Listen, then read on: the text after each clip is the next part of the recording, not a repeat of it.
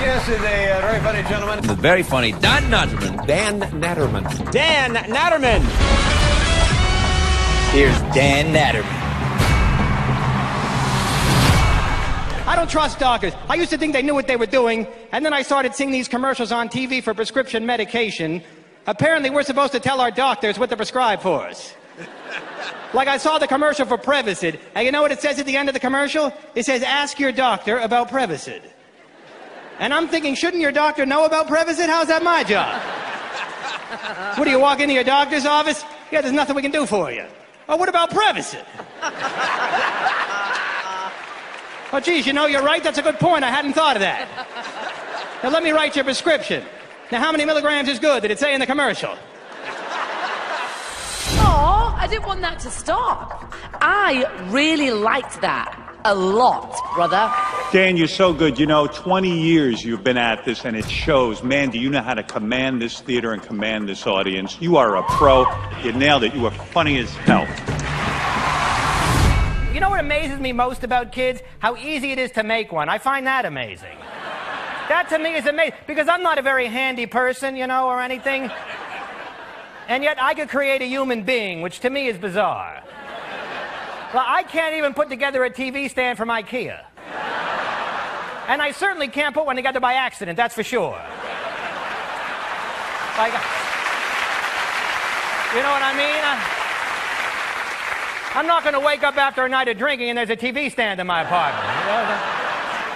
And speaking of typo, you send a text to the wrong person, you can't cover that up by pretending it was a typo. That would never work.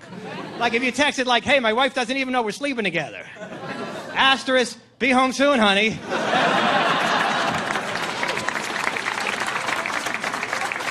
For me, the worst time for me that I ever texted the wrong person, I texted by mistake, come over, I'm horny, to my cousin Sheila. Well, I apologize. Oh, I was like, sorry, cousin Sheila, that was actually meant for somebody else, so sorry you came all the way over here.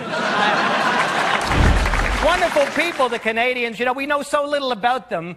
And they get a little sensitive about that, because I was talking to a Canadian girl while I was up there, and she got a little sensitive because she mentioned this guy, Stephen Harper, who's apparently an important man up in Canada. And I said, who the hell is Stephen Harper? She said, you got to be kidding. You don't know who the Prime Minister of Canada is? I said, I'll do you one better. I didn't know Canada had a Prime Minister. What do you think of that? People ask me why I've never been married. Good question. Probably because I talk to married people all the time, and you know what I'm not hearing? Enthusiasm. Ain't nobody selling this marriage thing. You wouldn't buy any other product if people talked about it the same way people talk about being married. Like if you went to buy a car and the salesman was like, well, this car, it's not easy. It's not easy, you know? You really got to work hard. It takes a lot of work, and there'll be good days and bad days with this car. I ask married people all the time, how do you like being married? At best, you know what I hear? So far, so good. At best. I ask people, how do you like Game of Thrones? They're like, oh my God.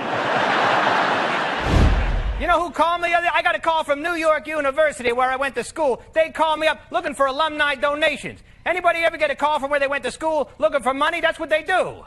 They call me up, they're like, we need more money. I'm like, what'd you do with the money I gave you? I thought I already paid you people.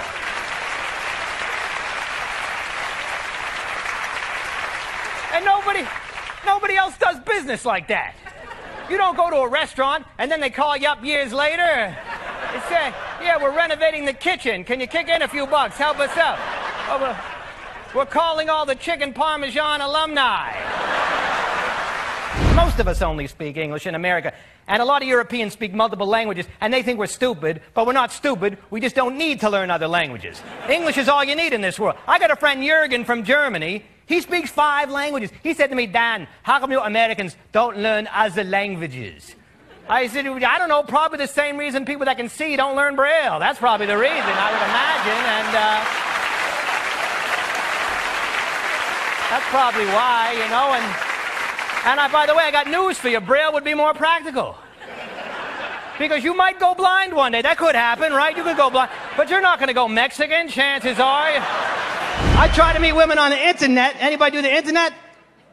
You got to be careful on the internet. People lie to you on the internet. Now, what's the #1 lie on the internet? People lie about their age on the internet. And then they'll put up like an old picture from like 1982. And then they look young in the picture, and then you meet them, and they're 78 years old. That's why I tell women I meet online, look, send me a picture of you holding today's paper.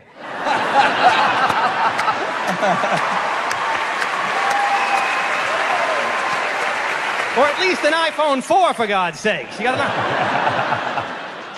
One picture I saw on the internet, the Berlin Wall was in the background. And it was under construction. Thank you, everybody. That's it for me. That was good. I really liked that. It was funny. Oh, stop it. No, sit down. Really. Sit. You've got it all. You got the delivery, your likability is there, and every joke was rock solid. As Heidi says, you are funny. You're really bloody funny. I'm going to start the voting. I'm going to say yes. No, I have to give you a yes. Thank you. And I'm going to give you a yes, too. I vote yes. This dude's funny. Fantastic. Fantastic. Always hilarious. Dan Naturman, really funny.